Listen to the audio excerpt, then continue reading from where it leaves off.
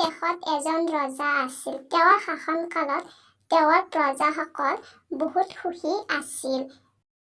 সেইখন দেশতে এজন পৰিশ্ৰমী খেতিয়ক আছিল, যিয়ে খেতি কৰি নিজৰ জীৱিকা চলাইছিল। দেশত এবাৰ খৰাং আহিল। খেতিয়কে পানীৰ অভাৱত খেতি কৰিব পৰা নাছিল। ইমান খৰাং বতৰ, মাটিডোখৰত পানী নোহোৱা হৈ গৈছে। মই এতিয়া ইয়াত কেনেকৈ খেতি? মই এতিয়া ৰজাৰ ওচৰলৈ যাওঁ, কিবা জানো সহায় পাওঁৱেই। মহাৰাজ, মোৰ খেতি পথাৰখন একেবাৰে শুকাই গৈছে। এতিয়া মই কেনেকৈ খেতি কৰিম? তুমি একো চিন্তা কৰিব নালাগে, মই তোমাক কিবা এটা ব্যৱস্থা কৰি দিম নিশ্চয়।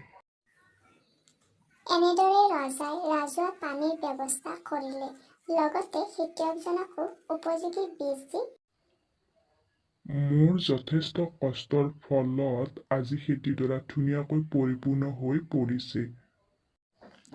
মহাৰাজ, আপোনাক অশেষ ধন্যবাদ দিলোঁ। আপুনি পানী আৰু বীজ দিয়াৰ বাবে মই আকৌ খেতি কৰিব পাৰোঁ। এনেদৰে এজন ৰজা আৰু খেতিয়কে লগ হৈ দেশখনৰ উন্নতি কৰিলে।